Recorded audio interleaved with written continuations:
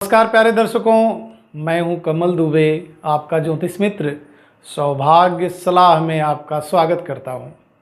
प्यारे दर्शकों, राहु देव और केतु देव के विषय में हमारी चर्चा जारी है। आज तीसरा वीडियो है। आज विशेषतः मैं केतु देव के विषय में बात करना चाहता हूं। राहु देव और केतु देव स्वरा भानु के कटे हुए सर जो हैं वह हैं राहु देव, और जो धड़ हैं वह है केतु देव। राहु देव के पास वह सब चालाकी है, क्योंकि जहाँ से पूरे शरीर का कंट्रोल होता है, ब्रेन माइंड, वह राहु के पास है। केतु के पास सिर्फ शक्तियाँ हैं, उनके पास दिमाग नहीं है। इसलिए राहु देव ठीक 180 अंश पे जब केतु देव को देखते हैं तो उन्हें अपने साथ मिला लेते हैं, क्योंकि केतु के पास बल बहुत है, शक्तियाँ बहुत हैं, और राहु के पास दिमाग बहुत है। तो राहु से प्रभावित व्यक्ति, अगर राहु अच्छे स्थान पे विराजमान है तो बड़ा चालाक व्यक्ति होता है, और झूठ को भी बड़े सफाई से बोलता है। लोगों को आभास ही नहीं हो पाता है कि ये सही बोल रहा है कि झूठ बोल रहा है। केतु देव बिल्कुल राहु से विपरीत हैं। केतु देव हमेशा सत्य बोलते हैं, क्योंकि उन्हें संसार से कोई लालच नहीं है, उनके पास दिमाग ही नहीं है। वह बैरागी किस्म के इंसान हैं। आपको समाज में बहुत सारे लोग ऐसे मिल जाएंगे जो कि देखने में बैरागी दिखेंगे, लेकिन वास्तव में उनके अंदर छल बहुत होता है। और एक दूसरा तबका है, आपको बैरागी देखने में लोग मिलेंगे और उनमें सच्चाई बहुत होती है। तो हमें ऐसे व्यक्ति को जांचना बहुत ही मुश्किल हो जाता है, क्योंकि राहु इतना माइंडेड और इतना शार्प है कि जिस भी ग्रह के साथ में विराजमान होता है उसी का रूप धारण कर लेता है, रूप धारण करके और उसी की भाषा बोलता है, लेकिन विपरीत बोलता है। जैसे ऐसे समझें कि बृहस्पति के साथ राहु की युति हुई, और बृहस्पति इस संसार में शुभता के कारक हैं, विस्तार के कारक हैं। जब राहु के साथ बृहस्पति की युति होगी तो राहु बृहस्पति के अंदर जाएगा, और जो भी अनुभव बृहस्पति के पास है, ठीक समाज में तो दिखाने का प्रयास करेगा कि वह बृहस्पति जैसा है, लेकिन वास्तव में वह बृहस्पति जैसा बिल्कुल नहीं है। जैसे कि उदाहरण के तौर पे आप बहुत सारे साधु संतों को देख रहे हैं जिनके पास प्रॉपर्टी बहुत है, जिन्होंने प्रॉपर्टी बहुत बनाई, और उन्होंने इतने सारे गलत काम किए कि आज वो जेल में है। नाम लेना बेकार है, तो आप समझ रहे होंगे ये सारे लोग बृहस्पति के रूप में राहु हैं। लेकिन केतु इनसे बिल्कुल अलग है। एक फक्कड़ी स्वभाव का व्यक्ति है, उसको संसार से कोई लालच नहीं है, वह वास्तव में संत है। संत की परिभाषा भी आपको बताते हैं। संसार में रहते हुए वह संसार के लोगों से कोई मतलब नहीं रखता है। ऐसे लोग आपको घूमते टहलते हुए मिल जाएंगे कि आप से दो शब्द बात करेंगे और बोलेंगे कि जाओ तुम्हारा काम ऐसे हो जाएगा, और वो चले भी जाते हैं, और वास्तव में ये काम हो भी जाता है। बिना पढ़े लिखे, बिना किसी कुंडली के उन्होंने इस शब्द का इस्तेमाल किया और वह घटना सच्ची हो जाती है। तो यह जो वाणी है यह केतु की है। केतु बहुत निर्छल है। केतु एक हमारा लेवल है, ऊंचाई है। हम जीवन में कितना ऊंचा पहुंचना चाहते हैं यह केतु ही निर्धारित करता है, क्योंकि धर्मशास्त्र में ध्वजा का जो दंडा होता है, ध्वज दंड जिसको बोलते हैं, वह ध्वज दंड केतु है। झंडा तो एक ही होता है, वह कितने ऊंचाई पे लग रहा है, उस ऊंचाई का जो दंडा है, जो उस ध्वज को सबसे ऊंचाई पर ले जा रहा है, वह केतु है।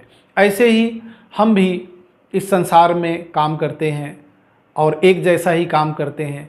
कभी एक व्यक्ति ऐसा होता है कि वह धर्म के सहारे से इतना ऊंचा पहुंच जाता है, इतना ऊंचा पहुंच जाता है कि उसका नाम हो जाता है।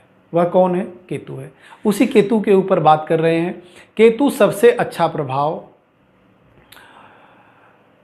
जल तत्व की राशि और अग्नि तत्व की राशि पे देता है।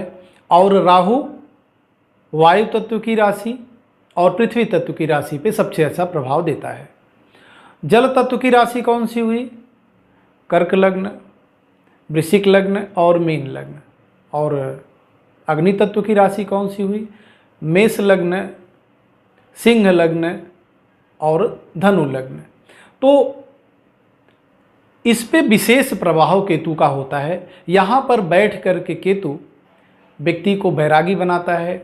सांसारिक सुख सुविधाएं होते हुए भी संसार के मोह माया में नहीं फंसता है और वह बैरागी के समान जीवन को जीता है। उदाहरण के तौर पे भगवान राम, भगवान कृष्ण, गौतम बुद्ध, महावीर इत्यादि, विवेकानंद जी, ऐसे बहुत सारे लोगों के उदाहरण हम लोगों के बीच में हैं जो कि विशेषतः केतु से प्रभावित लोग रहे हैं। एक डेमो कुंडली के माध्यम से समझने का प्रयास करते हैं। हमने कर्क लग्न की एक डेमो कुंडली बना ली है। आप अपने कुंडली पे इसे अप्लाई करिएगा। केतु देव अगर केंद्र के चारों घरों में से कहीं पर भी विराजमान हो और जो उनकी राशि है वो जलीय हो या अग्नि प्रधान हो तो उसमें सबसे अच्छा प्रभाव देंगे।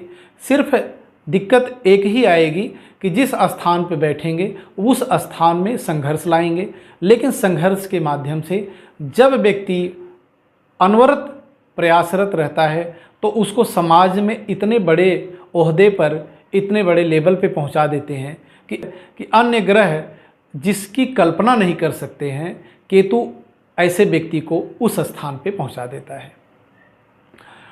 उसके बाद अगर त्रिकोण में है, पहले घर, पांचवें घर या नौवें घर में है, स्थितियाँ सेम वही बनेंगी कि जली तत्व की राशि हो या अग्नि तत्व की राशि हो तो केतु देव बहुत अच्छा प्रभाव करेंगे।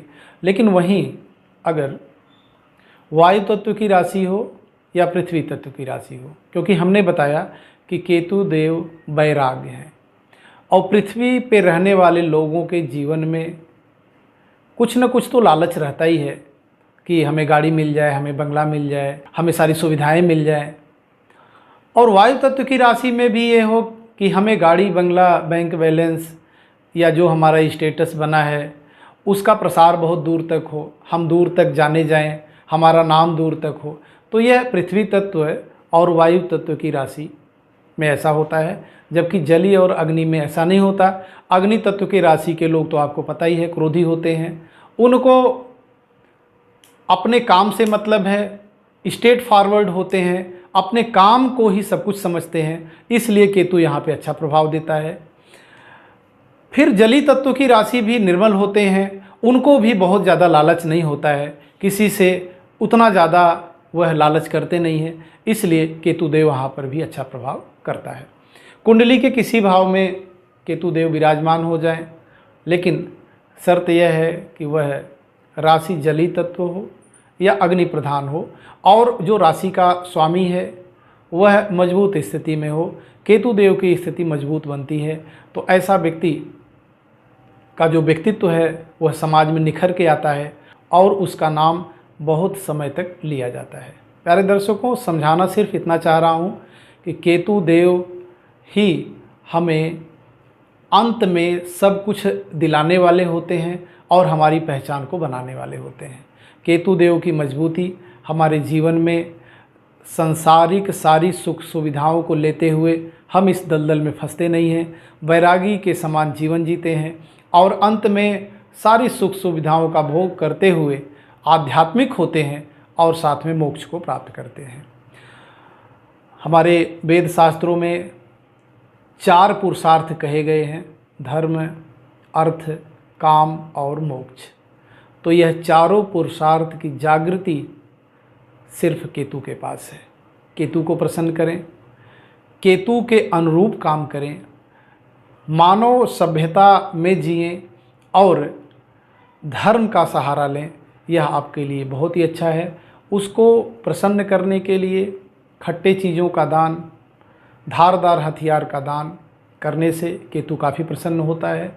और साथ में ओम कें केतवे नमः का जाप, लग्नेश को मजबूत करने के लिए लग्नेश के मंत्रों का जाप, जीवन में हर प्रकार से सुख समृद्धि ऐश्वर्य की प्राप्ति के लिए गणेश भगवान के मंत्रों का जाप अगर कोई भी जातक करता है तो राहु और केतु दोनों की शुभता उसके जीवन में बनती है और जीवन में वह हर प्रकार के ऐश्वर्य को भोगता है और अपने कुल खानदान का नाम रोशन करता है। प्यारे दर्शकों, इस वीडियो के माध्यम से राहु और केतु के विषय में आपको समझाने का प्रयास किया है। वीडियो पसंद आया हो लाइक शेयर कमेंट सब्सक्राइब करना न भूलें। आप सभी का बहुत बहुत धन्यवाद।